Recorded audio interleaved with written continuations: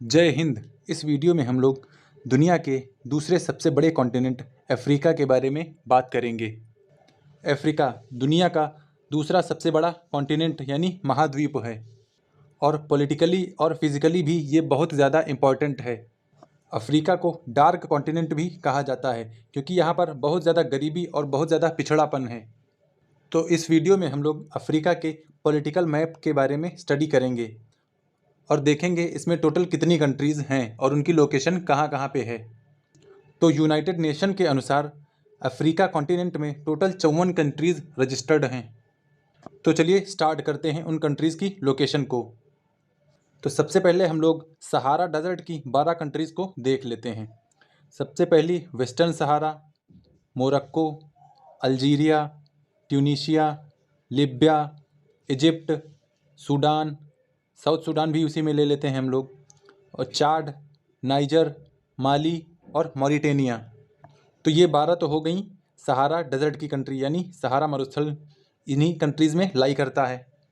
फिर आती हैं हॉर्न ऑफ अफ्रीका की कंट्री। ये देखिए, ये जो ऐसे बाहर निकला हुआ है इसे हॉर्न ऑफ अफ्रीका बोलते हैं यानी अफ्रीका की सींग बोलते हैं। तो इसमें 4 कंट्रीज़ हैं, एरिट्रिया, इथियोपिया, जिबूती और सोमालिया। ऐसे ग्रुप में पढ़ेंगे तभी हम लोग ज़्यादा सही से पढ़ पाएंगे क्योंकि इसमें 54 कंट्रीज़ हैं और उनको याद करने के लिए ग्रुपिंग की ही हेल्प लेनी पड़ेगी। फिर 12 कंट्रीज़ आती हैं सेंट्रल वेस्ट अफ्रीका की। सेंट्रल वेस्ट अफ्रीका में 12 कंट्रीज़ लाई करती हैं, जो कि सबसे पहली है सेनेगल, फिर गाम्बिया, फिर गिनी बिसाऊ, फिर Guinea, Sierra Leone, Liberia, Cote d'Ivoire Ghana Gold Coast भी बोलते हैं, फिर है बुर्किना फासो, फिर टोगो, बेनिन और नाइजीरिया। फिर हम लोग सेंट्रल अफ्रीकन कंट्रीज़ को देखते हैं, जिसमें है सबसे पहली इक्वाटोरियल गिनी है ये। फिर कैमरून है, ये कैमरून। सेंट्रल अफ्रीकन रिपब्लिक है यानी ये एकदम सेंटर में लाई करता है इसलिए सेंट्रल अफ्रीकन रिपब्लिक। फिर ये है गैबोन, ये है कॉन्गो, ये है डीआरसी यानी डेमोक्रेटिक रिपब्लिक ऑफ कॉन्गो। यानी कॉन्गो 2 कंट्रीज़ में डिवाइडेड है, एक कॉन्गो और एक डेमोक्रेटिक रिपब्लिक ऑफ कॉन्गो, जिसे जायरे भी बोलते हैं। और एक इधर ओशन में एक आइलैंड कंट्री है साओ टोम, जो कि अटलांटिक ओशन में पड़ती है। फिर उसके नीचे हम लोग सदर्न अफ्रीका में आ जाते हैं, Angola, Zambia, Zimbabwe, Botswana, Namibia और साउथ अफ्रीका। और फिर साउथ अफ्रीका में ही लगी हुई कंट्री है यानी साउथ अफ्रीका से ही घिरी हुई कंट्री है लेसोथो। देखने से ऐसा लगता है कि लेसोथो साउथ अफ्रीका के अंदर ही कोई जगह है, लेकिन लेसोथो एक इंडिपेंडेंट कंट्री है। और फिर स्वाजीलैंड या ई स्वातिनी, इसका नाम बदल गया है, अब ई स्वातिनी हो गया है। फिर आते हैं ईस्ट अफ्रीका की कंट्रीज़ पे, मोजाम्बिक, मलावी, तंजानिया। फिर इधर ये 3 कंट्रीज़ हैं, बुरुंडी, रवांडा और युगांडा। और फिर सबसे लास्ट में इधर केन्या। तो ये इतनी कंट्रीज़ तो हो गई मेन लैंड की। फिर कुछ आइलैंड कंट्रीज़ भी हैं, जैसे सबसे बड़ी आइलैंड कंट्री यहाँ पे है मेडागास्कर, फिर है कोमोरोस, फिर है सेशेल्स और है मॉरिशस। एक कंट्री इधर वेस्ट अफ्रीका में रह गई थी जो भी एकदम आइलैंड में है, बहुत छोटी कंट्री है, केप वर्डी। तो देखिए 48 कंट्रीज़ तो मेन लैंड पे हो गई यानी लैंड पे ही हैं, और 6 कंट्रीज़ ओशन में हैं या किसी पानी में आइलैंड नेशन की तरह हैं। फिर हम लोग ये देख लेते हैं कि अफ्रीका कॉन्टिनेंट किस किस कॉन्टिनेंट से बाउंड्री शेयर करता है। तो नॉर्थ में तो ये यूरोप से बाउंड्री शेयर नहीं करता है, लेकिन सेपरेट होता है स्ट्रेट ऑफ जिब्राल्टर से।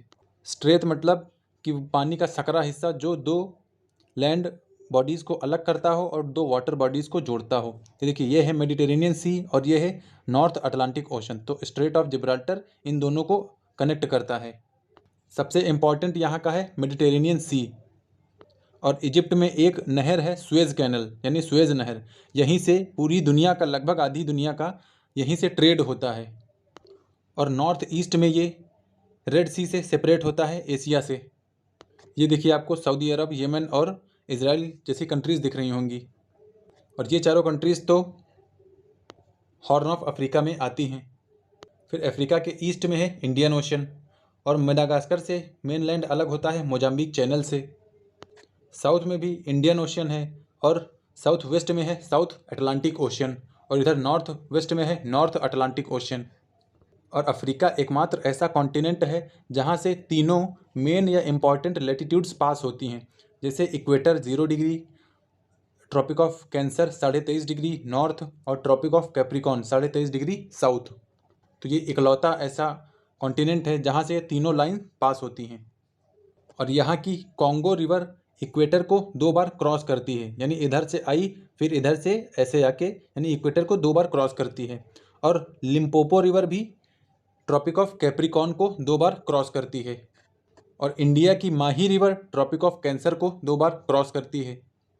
तो देखिए, इक्वेटर को 2 बार क्रॉस करने वाली रिवर है कॉन्गो, ट्रॉपिक ऑफ कैंसर को 2 बार क्रॉस करने वाली रिवर है माही इंडिया की, और ट्रॉपिक ऑफ कैंसर को 2 बार क्रॉस करने वाली रिवर है लिम्पोपो।